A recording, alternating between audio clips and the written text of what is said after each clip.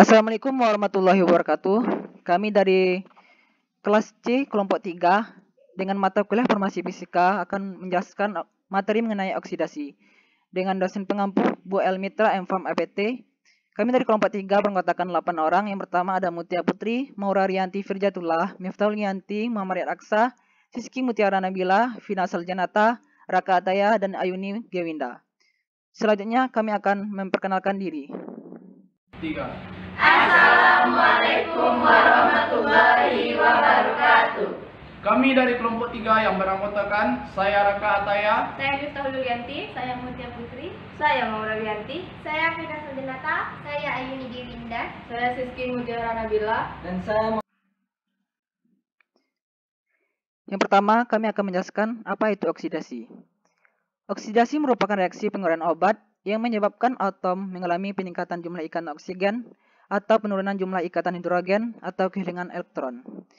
Selanjutnya yaitu deteriorisasi atau penurunan mutu obat melalui proses oksidasi memerlukan oksigen dan terjadi pada kondisi ringan. Selanjutnya akan dijelaskan oleh rekan saya. Reaksi autooksidasi.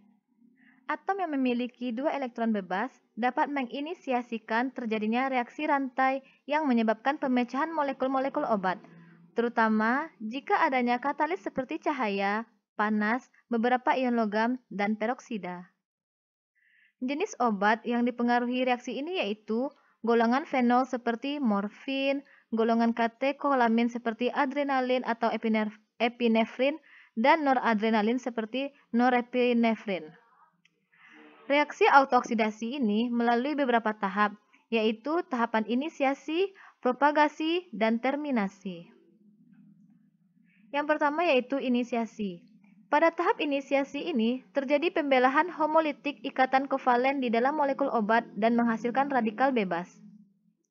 Sumber energi pada proses ini sering berasal dari cahaya, baik cahaya UV maupun visible. Cahaya dengan panjang gelombang ini cukup energetik untuk memecah pasangan elektron dalam suatu ikatan kovalen dan menghasilkan radikal.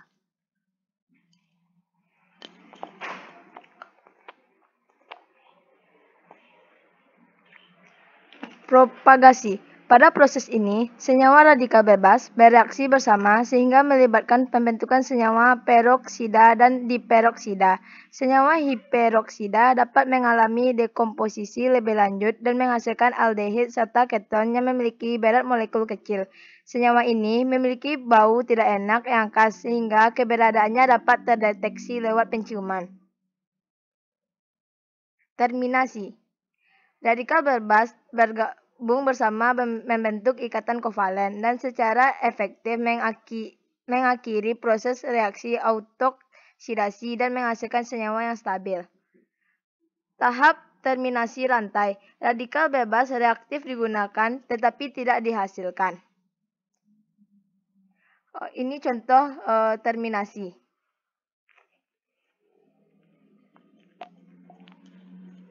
Selanjutnya, ikatan paling umum dalam suatu molekul obat yang akan mengalami pemutusan selama proses autooksidasi adalah ikatan kovalen antara hidrogen dan karbon. Oleh karena itu, semakin mudah obat ini mengalami homolisis, maka obat tersebut semakin mudah mengalami autooksidasi. Obat-obatan yang rentan mengalami oksidasi ikatan karbon-hidrogen termasuk eter atau teroksidasi membentuk peroksida yang sangat eksplosif, aminalifatik atau teroksidasi pada atom hidrogen alfa, dan aldehid atau teroksidasi dengan mudah menjadi asam karboksilat dan asam peroksi. Ikatan lain yang mudah teroksidasi adalah ikatan oksigen-hidrogen yang ditemukan di dalam fenol dan ikatan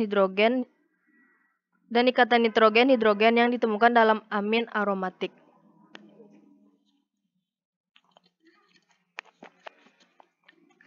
Pada oksidasi fenol, reaksinya dapat dengan cepat menghasilkan campuran produk yang kompleks. Hal ini dikarenakan radikal fenoksi terbentuk pada abstraksi radikal hidrogen yang dapat menyebabkan terjadinya reaksi coupling karbon-karbon, karbon-oksigen, dan oksigen-oksigen. pH pada penyimpanan fenol juga penting diperhatikan karena ion fenoksida pada pH tinggi dapat dengan mudah teroksidasi menjadi radikal fenoksi.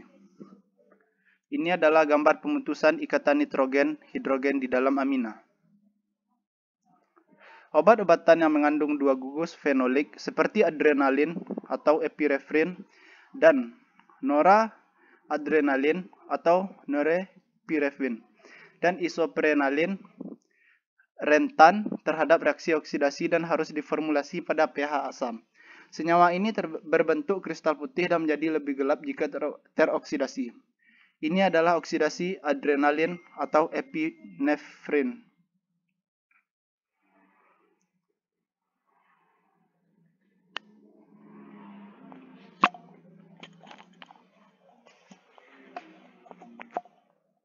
Selanjutnya adalah pencegahan deteriorasi oksidatif. Pengeluaran oksigen. Pengeluaran oksigen biasanya dilakukan dengan menggantikan oksigen dengan gas inert seperti nitrogen dan argon. Wadah yang digunakan tertutup rapat agar udara tidak masuk ke dalam obat-obatan. Penggunaan wadah gelas amber atau gelas berwarna. Gelas amber mengeluarkan cahaya dengan panjang gelombang 470 nanometer sehingga memberikan perlindungan terhadap senyawa-senyawa yang sensitif terhadap cahaya.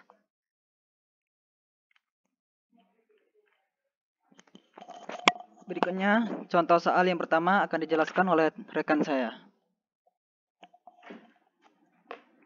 Baiklah, contoh soal nomor 1. Soalnya yaitu faktor penting yang mempengaruhi distribusi obat dalam badan adalah 1. Perfusi darah melalui jaringan. 2. Transport aktif. 3. Ikatan obat dengan protein plasma. Penjelasannya, faktor yang terpenting mempengaruhi distribusi obat dalam badan adalah yang pertama itu perfusi darah melalui jaringan. Itu tuh salah. Yang kedua, transport aktif, dan itu jawabannya juga salah. Yang ketiga, ikatan obat dengan protein plasma, juga salah. Jawabannya yang benar yaitu 1, 2, dan 3. Nomor 1, aliran darah di kapiler paru. Aliran darah di kapiler paru atau perfusi melalui jaringan dan terbesar di paru-paru.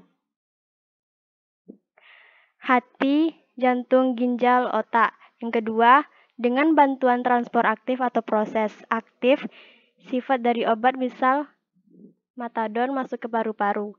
Yang ketiga, dengan protein plasma melalui proses reversibel protein dalam plasma misal albumin. Mohon maaf sebelumnya, pada koreksi pada jawaban 1, 2, dan 3 itu adalah salah. Selanjutnya, soal yang kedua akan dijelaskan oleh rekan saya. Soal kedua yaitu, enzim yang dapat mengubah molekul obat secara oksidasi adalah enzim 1. Monoaminooksidase, yang kedua H oksidase, yang ketiga esterase. Pembahasannya yaitu, enzim yang dapat mengubah molekul obat secara oksidasi adalah enzim yang benar adalah jawaban 1 dan 2. Yaitu termasuk fase pertama adalah enzim monoaminooksidase yang bekerja pada amina biogenik dan H oksidase yang mengubah amina sekunder menjadi hidroksilamina, sedangkan nomor 3 salah karena prosesnya bukan oksidasi tetapi hidrolisis dari ester. Soal yang ketiga yaitu, setarakan persamaan reaksi redoks berikut dengan cara bilangan oksidasi dan cara setengah reaksi.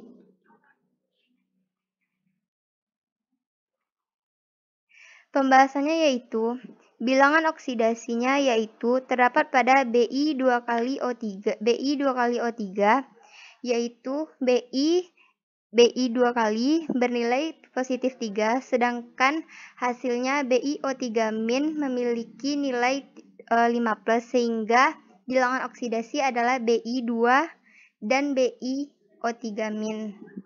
Disamakan muatan kiri dan kanan, yaitu 2OH- tambah Bi2O3 tambah ClO- menghasilkan 2 BiO3- tambah Cl-. Disamakan jumlah atom-atomnya, 2OH- ditambah Bi2O3 tambah 2 ClO- menghasilkan 2 BiO3- tambah 2 Cl- tambah H2O. Reaksi setara 2OH- tambah Bi2O3 ditambah 2 Cl-O- menghasilkan 2 BiO3- tambah 2 Cl- ditambah H2O.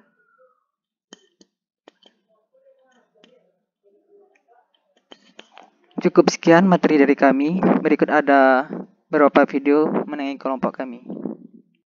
Kami dari kelompok 3 yang berangkat.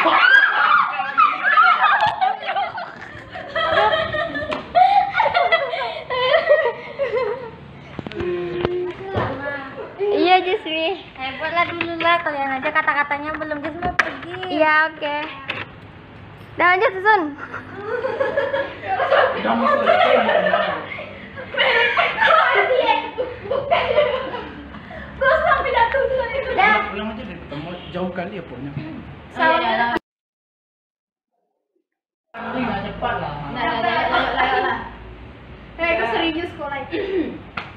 Bismillah. Tuh, 2, 3. Assalamualaikum warahmatullahi wabarakatuh. Kami dari kelompok 3 yang beranggotakan saya Raka Ataya, Saya Miftah Widianti, saya Mutia Putri, Saya Maula Rianti. Saya Fira Salinata, saya Ayuni Dewi, saya Siski Mutiara Nabila. Dan saya Muhammad Reza.